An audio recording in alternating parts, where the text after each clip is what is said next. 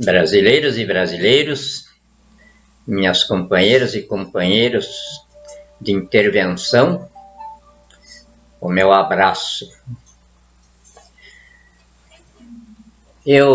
Chegou o momento agora de dizer ao Bolsonaro e às suas tropas o meu muito obrigado.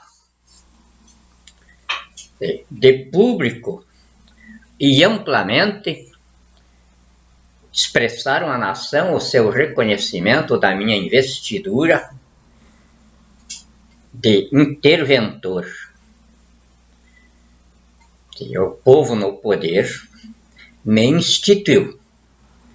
E o povo no poder, para não ter sido pelo processo interventorial estabelecido na Constituição, teria de ter sido por golpe, ou deposição de governo, ou revolução. Isso aí, a Constituição que as Forças Armadas produziram em missão a mim conferida na Assembleia Nacional Constituinte,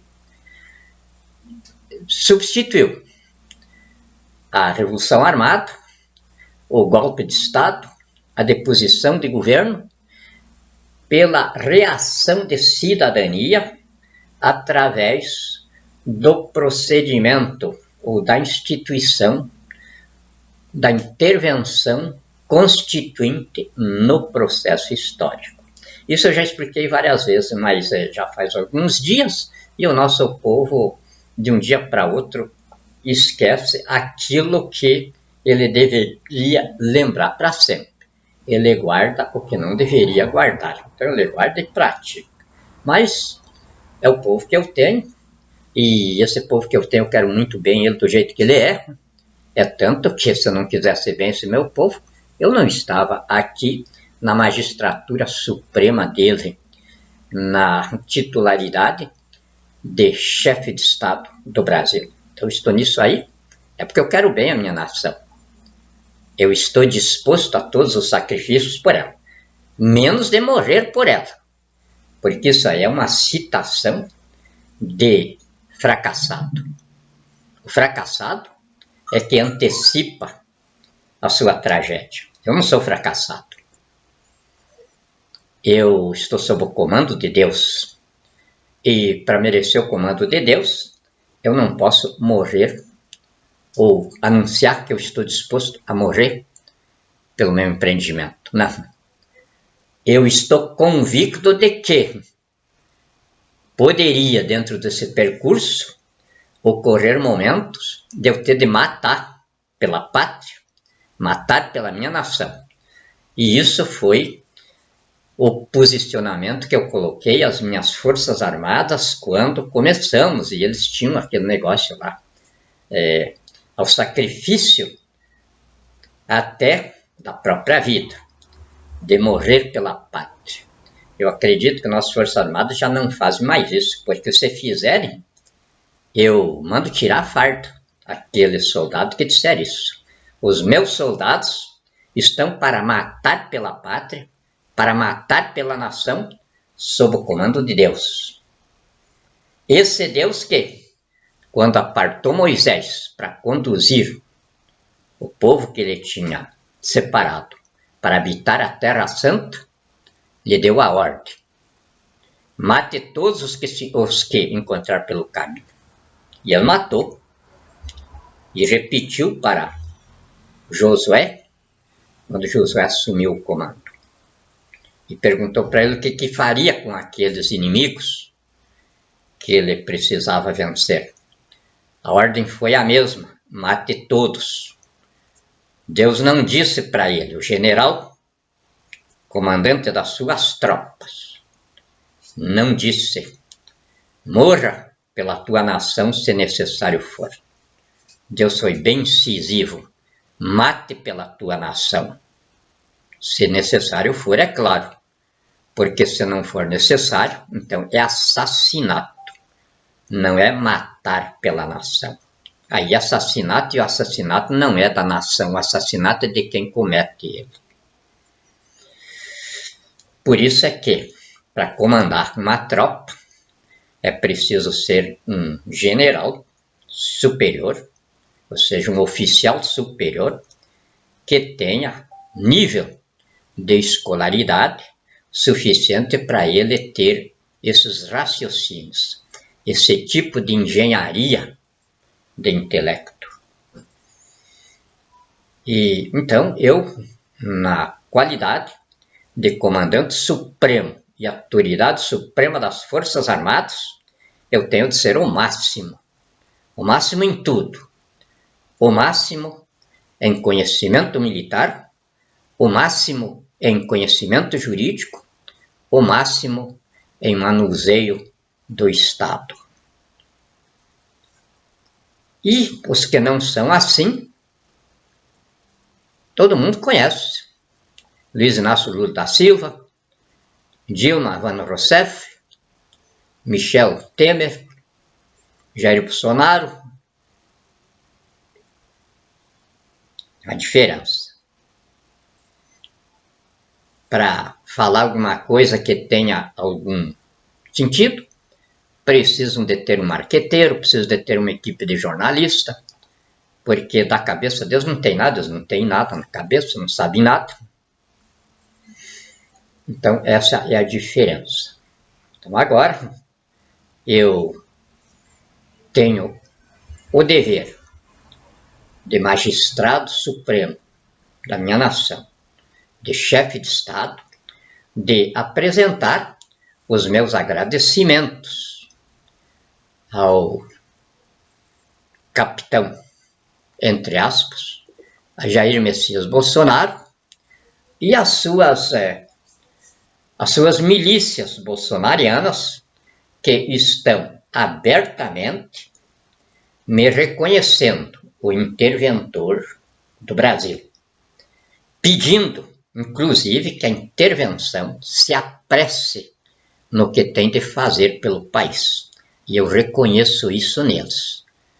Está demorado mesmo. Mas quando é um chefe de Estado com envergadura para a investidura, você tem problemas que a nação não imagina. Porque hoje nós vivemos um contexto já definido por George Eliot, quando ele disse que nós somos uma totalidade absoluta. Qualquer movimento em um canto do planeta reflete imediatamente em todos os outros. E é isso. É o momento da comunicação instantânea. Então, surge muito problema. O Brasil hoje é a megapotência do mundo, mas inserido no mundo. E aí a responsabilidade para o chefe de Estado está dentro do tamanho dessa megapotência. É tanto que eu tenho um amigo no Pentágono e um dia ele me telefonou, aliás, eu telefonei para ele na conversa, então ele, gozando da minha cara, disse: por várias décadas o Brasil nos condenava como imperialistas e que na realidade nós éramos mesmo. Agora chegou a nossa vez, e a nossa vez não é de condenar o Brasil, é de fazer gozação com o Brasil, porque o Brasil agora está na cúpula do mundo, ninguém pode negar a evidência do Brasil, quinta maior geografia do planeta, quinta maior nação do mundo, o maior depósito de riquezas do planeta. Então ninguém pode negar isso. Então o Brasil, nesse gigantismo, está na cúpula da organização da humanidade. E a nossa gozação agora é que nós, como imperialistas, já estamos recuando. Agora, o Brasil, na cúpula do seu gigantismo, não pode, porque não tem como recuar, ele está em cima. E ele só pode cair lá de cima. E se cair lá de cima, ele se acaba. E os brasileiros não vão querer isso. Então chegou o momento agora de nós rir do gigantismo. O gigantismo que nós tínhamos passou para vocês.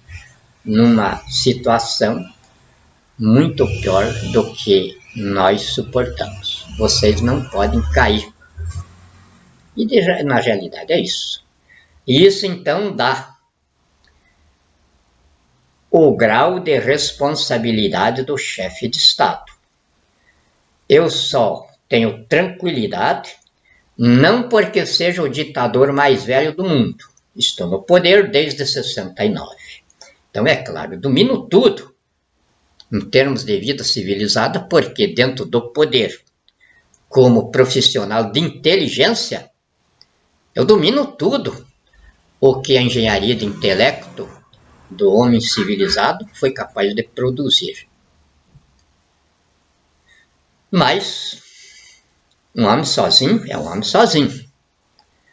Eu tenho esta segurança, não é arrogância, esta segurança fundada em serenidade total, porque eu sou em 8, 4 generais, não vou dizer assim da melhor estirpe militar, porque nas minhas forças armadas não existe o pior e o melhor. As minhas forças armadas são um único soldado, ministro de Deus, equipado da arma para matar os maus. E isso é o mandamento de Deus, pelo qual Deus instituiu o soldado. E eu tenho confiança absoluta de que Deus não nos engana, então os meus soldados são ministros de Deus.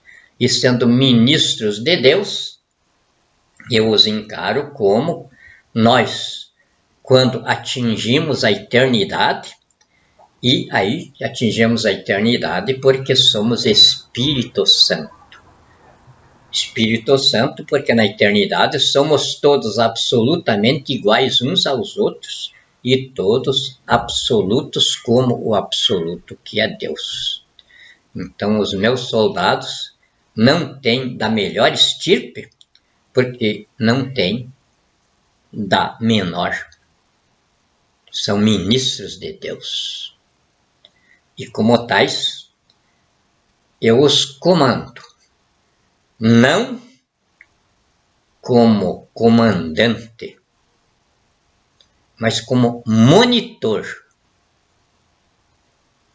porque eu não teria condição de me arrogar superioridade aos meus generais. Então eu sou monitor das tropas, assim instituído pela Constituição. E por que eu coloquei isso na Constituição? Talvez nem tenha sido eu que escrevi, mas eu participei, então eu tenho autoria da Constituição e tenho de dizer isso. Eu escrevi na Constituição: Comandante Supremo e Autoridade Suprema das Forças Armadas, não porque eu imaginasse naquele tempo que hoje eu estaria no cargo máximo do Estado brasileiro, mas porque o ideário da Revolução 64, dividido em 3 períodos, precisava de um instrumento dentro da Constituição para este seu último período. E esse instrumento, então, era a instituição da intervenção constituinte no processo histórico, que é o caminho pelo qual o povo, sem destituir os seus mandatários, assume diretamente o poder pela via forense da instância suprema, ou seja, do grau supremo da organização de poder da vida civilizada, que é o foro de soberania. Ou seja, foro constituinte. Foro de soberania e foro constituinte diz a mesma coisa, porque o foro de soberania, ele se instala quando o povo assume o poder, através do exercício direto dele. Então, o povo brasileiro chegou ao exercício direto do poder quando o projeto de poder do PT de comunizar o Brasil em 22 anos, através do roubo do país, do massacre da nação e da destruição da pátria, pelo crime organizado no governo, operado por gangues políticas e gerido por corporações quadrilheiras, romperam o Estado democrático de direito, que tem o seu assento no mandato patente. Prestem bem atenção. O Estado democrático de direito, instituído pela Constituição, tem o seu assento, ou seja, a sua base, no mandato patente de presidente da República. Esse mandato patente de presidente da República é porque nele está o poder civil fundido com a sua força militar. A nossa Constituição, que foi produzida pelo constitucionalismo, que eu considero a doutrina divina que organizou a vida humana pela civilização. Ela é espiritualista, e sendo espiritualista, ela tem a presença de Deus em tudo. Então, o Estado foi instituído pela Constituição, ou seja, o povo em poder constituinte, na Constituição, instituiu o Estado. E esse Estado está alicerçado. Aonde? Esse Estado está alicerçado no povo, ou seja, no poder constituinte que instituiu ele, e esse poder constituinte, então, é materializado pelo poder civil, ou seja, a sociedade civil com as suas forças armadas. A sociedade civil, ou o poder civil, representando o cérebro. As forças armadas, ou a força, representando a musculatura do corpo humano. Essa é a nossa civilização. Então,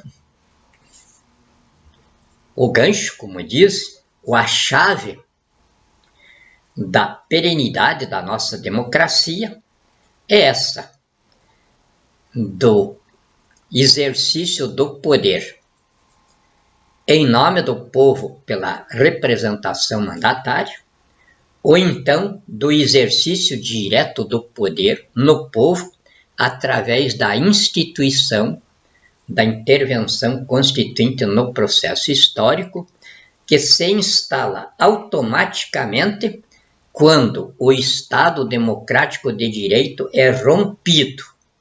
Nessa ruptura do Estado democrático de direito, suspende-se, ou seja, nega-se vigência à magistratura de Estado, e o processo histórico resulta, então, sem regência institutiva.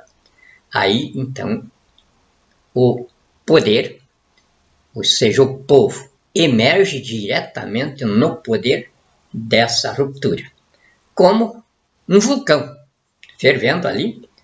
De repente, a fervura desse vulcão lá faz explodir as lavas ali de dentro dele. Então, é isso que a Constituição faz. Quando rompe seu Estado democrático de direito, resulta o processo histórico sem regência institutiva. E aí, é claro, o povo tem de suprir isso aí. E aí, antigamente, isso era feito por Revolução Armada. Agora não. Agora nós temos um instrumento jurídico, que é a intervenção constituinte no processo histórico. É tanto que ela começou em 2008, quando eu protocolizei ao Supremo Tribunal Federal, em sua competência de Corte Constituinte, a reação de cidadania da nação brasileira, onde foi instaurado, então, o procedimento interventorial.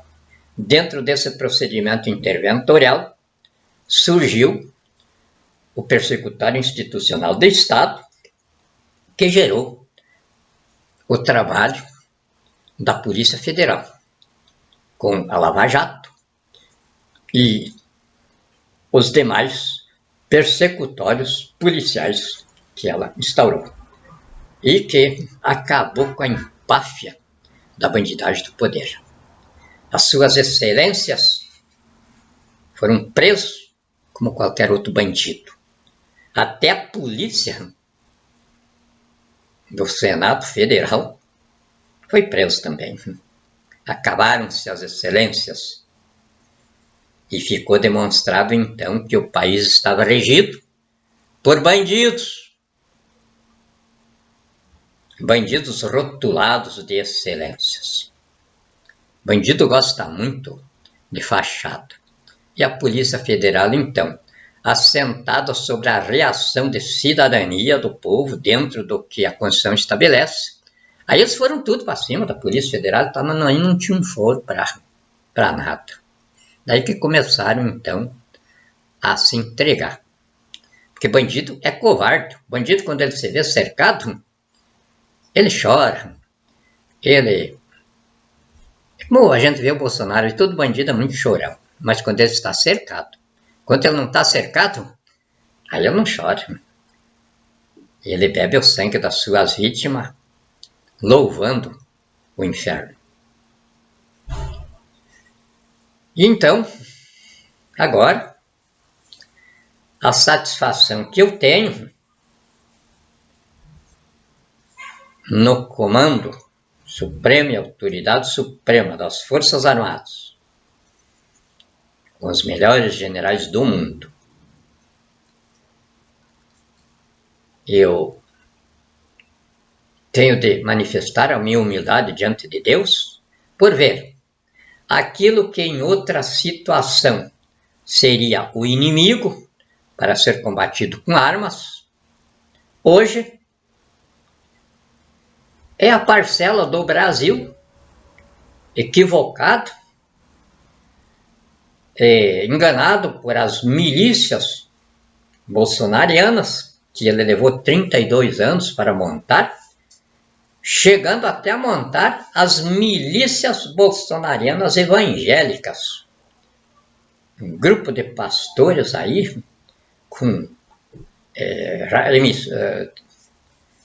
poder de emissoras de televisão, tudo agrupado com as milícias dele. E é claro, todos milicianos, então. Eu não os condeno, porque todos os humanos estão sujeitos a erro. E agora?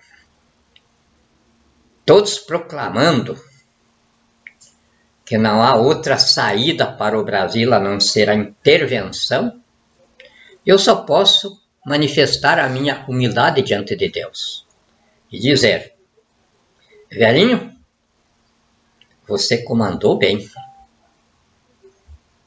Se tiver outra guerra desse jeito e você me chamar para mim fazer o serviço de terra, estou pronto. Porque essa foi bastante complicada, cheia de embustes. E você nos conduziu por tudo isso sem nós cair em nenhum precipício. E vendo o inimigo se esfacelando em nossa frente. Num suicídio de poder contínuo, até chegar este momento em que eles estão nos proclamando vencedor. Todas as redes do Bolsonaro aí, todos os seus fake news, toda a sua organização de redes estão unânimes dizendo que a saída é a intervenção. A intervenção que no dia 29 de dezembro de 2017 encerrou o processo interventorial, com o povo no poder me instituindo o presidente constituinte do Brasil. Então, eu não tenho mandato do povo, eu não represento o povo, eu sou o próprio povo no poder, poder constituinte. Quando o poder constituinte se instala no país, então deixou de existir o poder constitucional, porque o poder constituinte só vem à tona quando o poder constitucional foi superado. Então, na superação do poder constitucional, afundou o poder legislativo, afundou o poder judiciário e afundou o próprio poder executivo. Fica o povo como se estivesse se organizando em vida civilizada pela primeira vez. Mas como o povo agora é aquilo que o constitucionalismo chama, na sua derivação pedagógica, de poder constituinte derivado, então é o caso do povo em mim agora. Não é poder constituinte originário, é poder constituinte derivado, porque ele se opera dentro da Constituição que o poder constituinte originário promulgou. Mas, assim mesmo, desapareceu o Estado, porque para o povo emergir no poder direto, o Estado desapareceu. Desapareceu quando o projeto de poder do PT de comunizar o Brasil em 22 anos substituiu o Estado Democrático de Direito pelo totalitarismo comunista chinês. Então, agora que os adversários que começaram lá no projeto de poder do PT e chegaram com as milícias bolsonaristas na sucessão da tirania oligárquica terrorista comunista chinesa de bandidos no poder, proclamando sem nenhum constrangimento, sem nenhuma restrição, a intervenção como único caminho para a recuperação da pátria, para o reencaminhamento do país, eu me sinto emocionado. Todo guerreiro, que seja guerreiro mesmo, diante do inimigo prostrado, não se envaidece e nem pensa pisar no pescoço dele. Emocionado,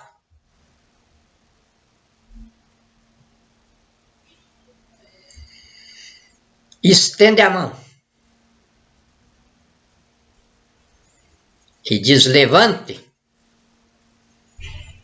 vamos seguir nossa jornada.